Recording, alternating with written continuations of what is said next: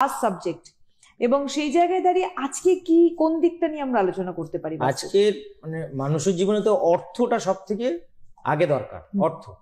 অর্থটা যদি থাকে তাহলে জীবনে সবকিছু। তাই আজকের অর্থের দিকটা নিয়ে আলোচনা করবো, সেটা হচ্ছে দক্ষিণ পূর্ব অগ্নিকোণ।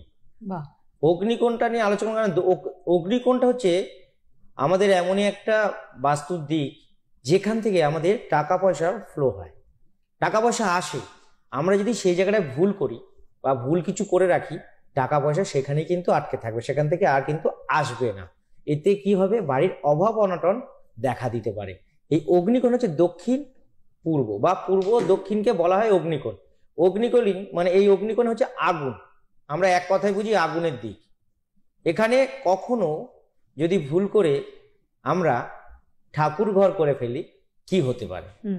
যদি ভুল করে ঠাকুর ঘর করে ফেলি তাহলে আমাদের অর্থ সংকট যেমন দেখা দেবে, নানা রকমের অ্যাক্সিডেন্টলি কোনো কিছু সমস্যা দেখা দিতে পারে। যেমন হচ্ছে দক্ষিণ পূর্ব ওই জায়গাটা কেউ যদি ঠাকুরের মূর্তি বা ফটো রেখে দেয়, অ্যাকচুয়ালি এই জায়গা কোনো ঠাকুর দেবতার মূর্তি পুজো করা যাবে না, কারণ এই দিকটা অগ্নি মানে আগুন থাকে। যদি আমরা কেউ, আমাদের মা মাসি হোক বা আমি হোক, যে কেউ হোক, যদি আগুনে একটু আঙুল লাগে, ছেঁকা খেলে আমরা সঙ্গে সঙ্গে মলম লাগাই বা তার কিছু একটা ট্রিটমেন্ট নিই, যদি আমাদের সামান্য পোড়াতে ওইটুকু অত ব্যথা লাগে, তাহলে ঠাকুর দেবতাকে যদি আমি আগুনে সবসময় বসিয়ে রাখি, তারা সবসময় আগুনে জ্বলছে।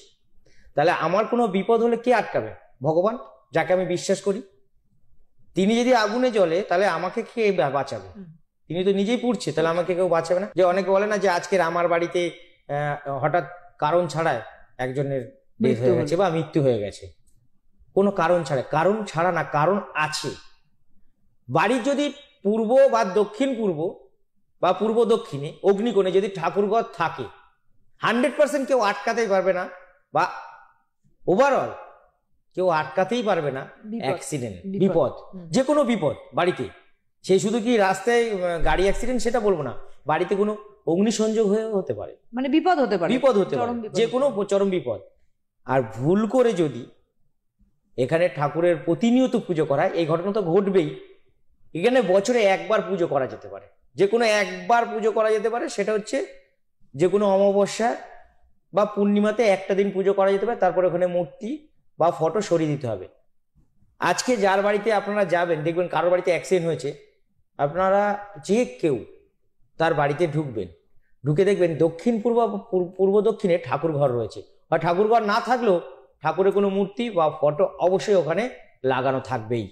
এর জন্য আজকে মানুষের জীবনে বা আমরা আমাদের জীবনকে নিয়ে খেলা করতে পারি না বা খেলা করি না, কিন্তু ভুলবশত আপনারা করে ফেলছেন। আজকে যদি ভুল করে আপনারা দক্ষিণ পূর্বে ঠাকুর ঘর করে ফেলেন বা ঠাকুর দেবতা রাখেন, সেটাকে শুধু সরালে হবে না, তার কোনো উপায় আছে। সেই জায়গাটায় আপনাদের করতে গেলে আমার কাছে না আসলে আমি তো দূর থেকে বসে সেটাকে উপায় দিই।